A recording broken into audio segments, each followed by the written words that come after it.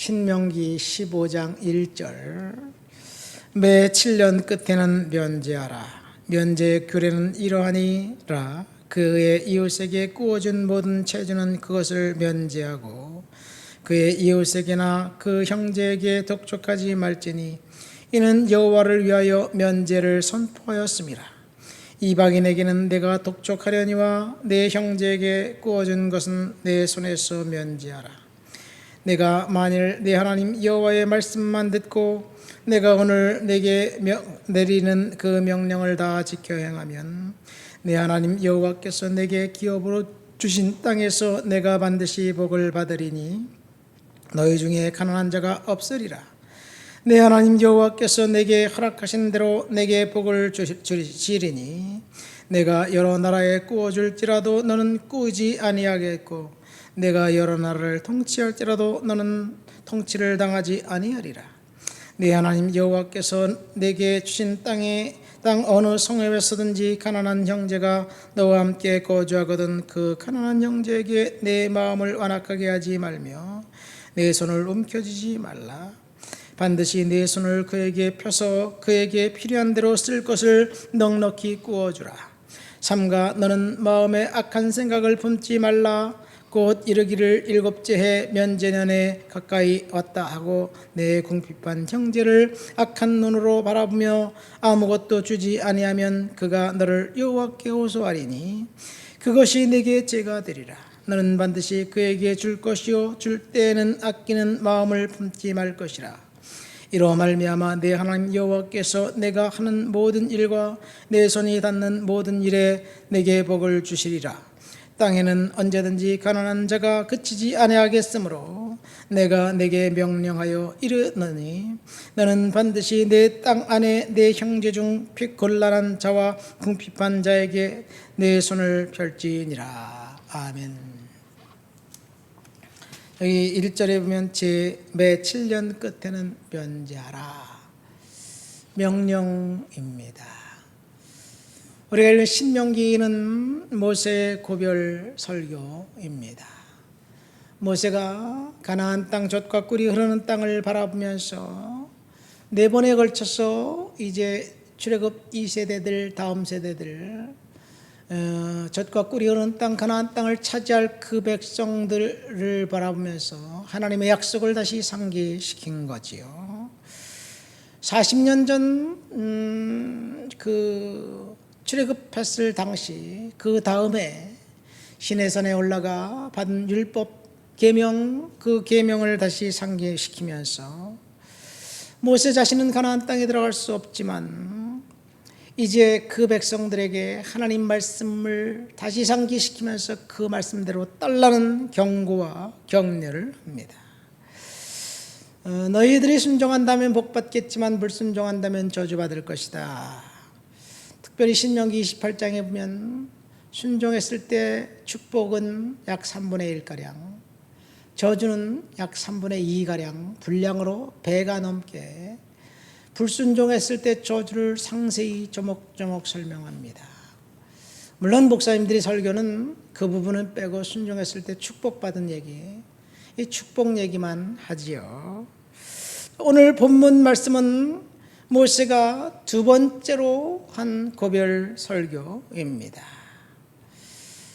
두 번째 고별 설교는 4장 44절부터 26장 19절까지예요. 이 두 번째 고별 설교의 핵심은 신명기 5장에 나와 있는 십계명입니다. 이 율법 출애굽 2세대들이 가나안 땅에 들어갔을 때 그곳에서 어떻게 살아야 될지 하나님이 명령 계명을 이제 설교합니다. 1절 2절 말씀 볼까요? 제 7년 끝에는 면제하라. 그러면서 면제의 규례는 이러하니 안식년 규례입니다. 여러분 우리는 안식일은 잘 알지요. 그렇죠? 6일간 일하고 7일째는 하나님 앞에 예배하는 예배의 날로 지켜라. 출애굽기 20장의 명령입니다. 그런데 신명기 5장에 가면 노동으로 쉼을 신 이유 때문에 안식일을 지켜라는 그 명령 말씀에 한 가지 더 플러스 시켜요. 진짜 안식일을 지켜야 할 이유는 6일간 노동하고 하루 쉬라는 의미보다는 너희를 애굽 땅에서 인도해낸 야훼 하나님께 예배하는 예배의 날로 구원받은 그 구원을 기념하는 날로 하나님 앞에 안식일을 지키라고 이야기합니다. 자, 그리고 7년째 되는 해, 그 해가 안식년입니다. Sabbatical years예요. 안식년의 규례는 오늘 우리가 읽은 것처럼 이 노예되었던 종되었던 동족의 노예를 해방시키고 그 다음에 동족에게 꾸어준 채무는 탕감해 주라는 이야기예요. 이게 안식년의 규례입니다. 그러면 안식년이 7번 들어가면 50년째 된 해가 신년이라고 알고 있어요. 그렇죠? 근데 생각을 해보면 7번 77, 49, 49년째는 안식년인지 50년째가 안식년인지 헷갈려요. 우리는 보통 50년째로 신년을 알고 있는데 그러면 신년을 2번 지켰나요? 49년째 한 번, 50년째 한 번. 49년째는 안식년을 지킨 게 아닌가요? 헷갈리죠. 왜 헷갈립니까? 신년을 지킨 적이 없기 때문에 그렇습니다. 그러니까 안식년의 규례는 노예, 종된 상태에서 해방과 빚진 채주의 채무를 탕감해 주는 것이고, 신년은 토지에 대한 그 탕감입니다. 토지는 전통적으로 하나님께서 가나안 땅에 입성할 때 이스라엘 백성들에게 각 지파별로 분배해 주었어요. 그 토지는 영원히 그 지파의 땅이에요. 이 가족이 살면서 그 가족 안에 매매가 일어났던 그 사실은 또다시 지파 그 가족에게로 돌려주는 것, 신년의 제도입니다. 다른 지파에게 갔던 땅을 다시 돌려주는 것, 이게 신년의 제도예요. 자, 오늘 말씀을 보면 신년의 얘기가 아니라 안식년의 얘기예요. 신년은 사실은 지킨 적이 없습니다. 안식년은 어떨까요? 그러면 성경에 안식년에 대한 이야기는 많이 나와 있는데 사실 안식년에 빚은 면제되었고 노예는 해방되었다는 증거가 성경에는 없어요. 물론 성경 외에 지켰다는 그런 그런 전승은 나와 있기도 해요. 얼마나 안식년과 신년을 제대로 지켜졌는지는 알 수 없습니다. 만약에 성경에 채주의 빚을 탕감해 준 일들, 노예를 해방시켜 준 일들, 그런 일들이 있다면 기록되었을 거고 우리는 알 거예요. 기록되어 있지 않으니까 우리가 헷갈리는 거죠. 지켰는지 안 지켰는지. 물론 안식년에 땅을 묵히는 습관은 성경에 남아 있어요. 땅을 묵혀서 1년 동안은 스스로 자라난 그 곡식을 먹고 그 스스로 자라난 곡식은 가난한 자들과 이웃들이 먹도록 해라. 그래서 땅을 묵힌 습관은 있습니다. 그러니까 오늘 본문은 사실 한 번도 지킨 적이 없는 계명에 대한 하나님의 명령이에요. 이것이 안식년과 신년의 이야기입니다.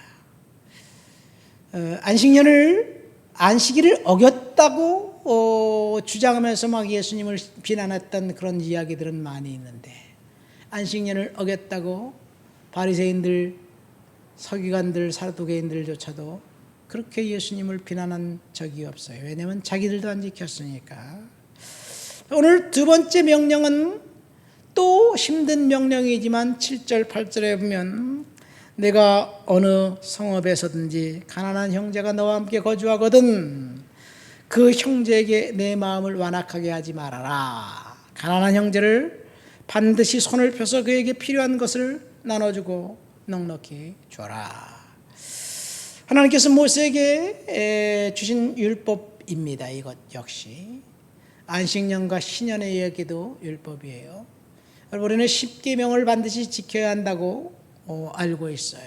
그래서 어느 목사님이 교회에 문제가 생기면 6계를 어겼어 저 목사, 간음했다는 이야기죠. 어느 목사님이 교회에서 문제가 생겨서 그 목사님 좀 사임했으면 좋겠습니다. 그래서 노예에 이제 보고가 되고 조사 처리위원회가 됐어요. 내가 성도 목사로서 6계, 7계, 8계, 9계, 10계 어긴 적이 없다. 뭐 그렇게 얘기하기도 합니다. 그럼 그것만 죄냐? 뭐 이렇게 얘기하기도 하지요. 어쨌든 우리는 10계명을 지켜야 한다는 것을 알고 있습니다. 안식년 제도 하나님이 명령하셨는데 반드시 지켜야 됐는지 너무나 곤혹스럽기 때문에 사람들이 그냥 하나님의 선언에 불과한 것처럼 생각합니다. 그러나 가난한 이웃, 특별히 고아와 과부와 나그네들을 섬기고 선대한 일들은 성경에 나와요. 특별히 그 모압 땅에서 전 재산을 팔고 이민 갔던 그 거지가 되어 돌아온 나오미와 룻, 이 두 과부를 선대했던 이야기, 그것이 사사시대의 이야기고 그것이 룻기고, 그 아름다운 이야기 끝에 다윗 왕이 이제 그 허리에서 나옵니다. 하나님의 말씀을 잘 섬기고 지켰던 그 백성들에 대한 이야기. 자, 가난한 이웃 섬김에 대한 그 명령은 오늘 교회에서 하나님께서 교회에게 주신 명령입니다. 그래서 가난한 이웃을 섬기는 그 전통이 결국은 사회복지의 효시가 됩니다. 1600년대 말에 1600년대 초에죠. 1570년대 말인가요? 영국의 엘리자베스 여왕이 구빈법을 만들어 놓고 가난한 자들을 이제 교회 영지에서 그 돕던 일을 법적인 제도로 끌어들여서 우리 법제화하자.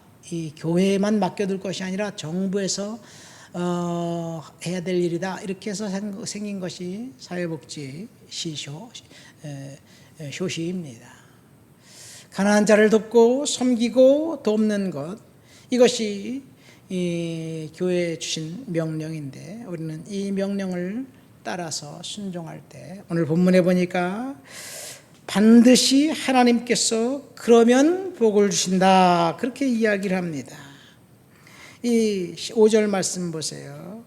내가 만일 내 하나님 여호와께 말씀만 듣고 내가 오늘 내게 내리는 그 명령을 다 지켜 행하면 내 하나님 여호와께서 내게 반드시 내 기업으로 주신 땅에서 내가 반드시 복을 받으리니 내 주변에 가난한 자가 없으리라.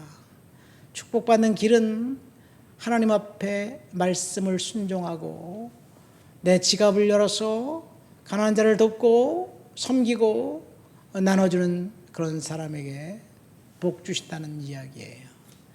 면제년이 되었다고 가난한 자들 채주를 윽박질러서 돈을 갚아라 그렇게 하지 말아라 그런 이야기가 그 9절에 나와 있죠. 그러면 그들이 호소해서 여호와께서 그것이 죄가 되게 될 것이다 이야기합니다. 그런데 오늘 가난한 자들을 등쳐먹는 것이 부유함의 그 의미가 되어버린 이 시대, 하나님의 말씀 여전히 지키기 힘든 계명이 아닌가 생각됩니다. 그럼에도 불구하고 우리는 하나님 말씀을 지키고 그 말씀대로 살아야 될 줄 믿습니다. 하나님 아버지 감사합니다. 한 번도 지켜지지 않은 안식년 규례와 신년 규례, 그 명령, 하나님께서 명령하신 그 계명인데, 하나님, 우리가 이 땅을 살면서 하나님 앞에서 믿음으로 은혜로 살아가도록 도와주옵시고, 하나님 말씀을 순종하는 그런 하나님의 자녀, 하나님 백성 되도록 도와주옵소서. 예수님 이름으로 기도합니다. 아멘.